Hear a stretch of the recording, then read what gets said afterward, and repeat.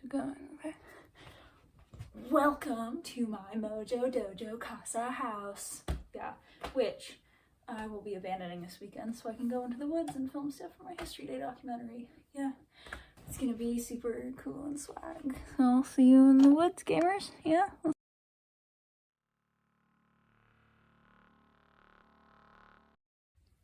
There are many ways the found footage genre can be utilized, and there are many ways it can be defined, but the definition I will be giving you today is this. Found footage is a genre of horror media in which the camera is placed in the hands of the characters, the footage is usually lost, and then the footage is recovered. In some instances, like the one I am discussing today, there will be a backstory given to the footage, like someone finding the tapes of 3 student filmmakers and giving them to a film company to raise awareness. Okay, I made it. I got my GPS, I got my phone, which is the important thing, so I can record all my stuff.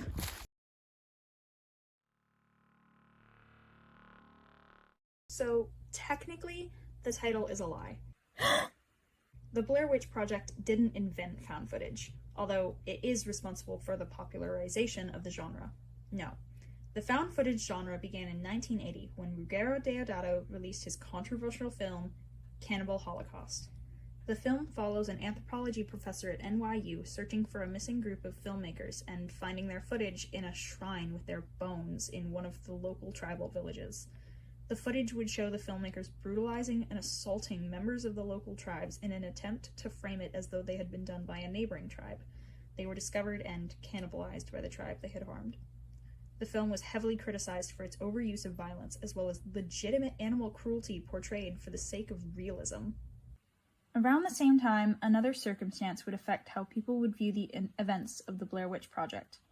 On November 1st, 1980, the book Michelle Remembers would be published, written by psychiatrists Lawrence Pazder and Michelle Smith. The book would become a blueprint for what people believed was going on in the supposed satanic cults right under their noses. Black robes, chanting, candles, cannibalism, and animal sacrifices, and sexual abuse. In the book, Pazder claims he helped Smith uncover lost memories from her childhood. This caused many other children to be interrogated and give false testimonies, placing jail time or financial and social ruins on caretakers when there was no evidence. While the satanic panic died down in the 90s, it's no wonder so many people fell for the Blair Witch's ruse after that, just a few years prior. It's like really cold for some reason out here. I don't know why. It's never been this cold before.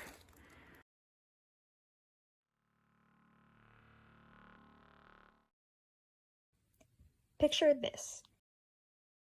It's 1992 at the University of Central Florida School of Film. Daniel Myrick and Eduardo Sanchez have just brainstormed the idea for what would eventually become a cult classic and change horror forever. That is to say, they had just thought of the Blair Witch Project. In an interview with Scott Dixon McDowell, Myrick described their inspiration as such. The basic idea was those old documentaries, those old In Search Of episodes that came on in the 70s. We just watched those shows as kids and it really freaked us out. So we thought it would be cool to do a modern-day horror movie formatted like one of those documentary shows. And so that was our inspiration for this documentary approach. The project would sit dormant for a few years until 1996, when producer Greg Hale came on board, and the casting process began. Auditions were held primarily in New York, lasting over the course of about a year. They were completely improvised, and left open to interpretation by the actors. How did you get involved in the project in the first place? Like I said, there was an ad in Backstage, which is basically this paper that comes out every Thursday. Okay. Which, for the unrepresented actor, is a big day.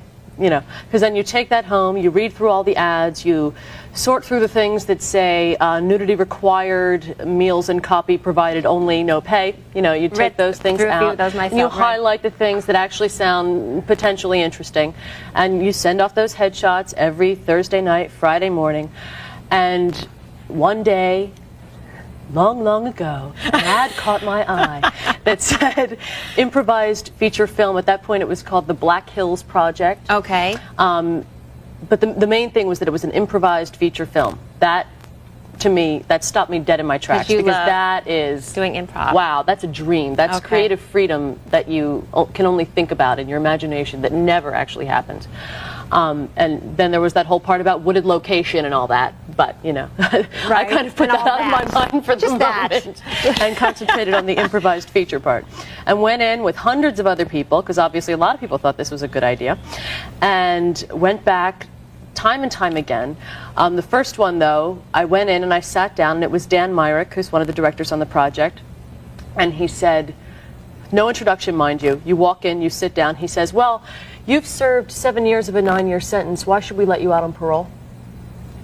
And you had to take off with Right. that. So then I made up this whole baby killer character, and I said, you shouldn't let me out. People throw pacifiers on my lunch tray. I'm angry, So, and then he's like, come back tomorrow. And I was like, yay. Perfect, Heather. Throughout that time, they narrowed it down from thousands of people to 3: Heather Donahue, Joshua Leonard, and Michael Williams.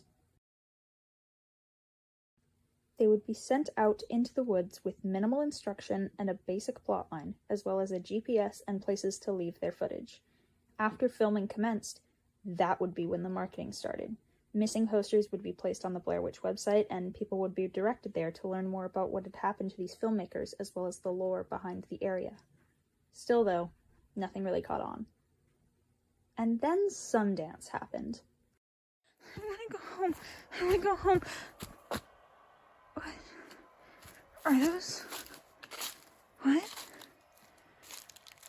Are those teeth?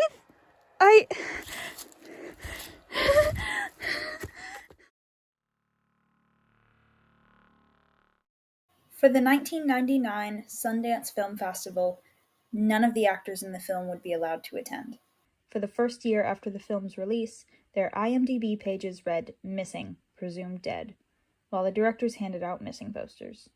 People who were at the festival quickly spread the word, and the film broke records when it was released nationwide, grossing over $200 million from a $60,000 budget. Of course, plenty of people found the movie boring, but even more thought it was the most terrifying thing they had ever seen. The film was a turning point in horror cinema when previously the genre had been dominated by slashers. Now, found footage was on the top of horror. Not everything was sunshine and rainbows, though. Heather Donahue, the actress who played Heather in the film, suffered greatly for her role.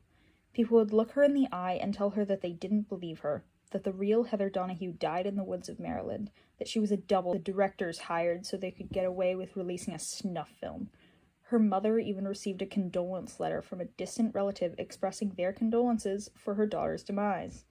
In an interview with GQ, she states, "It's quite a thing to crawl out from under, to have your obituary actually written when you're 24, in both literal and figurative ways."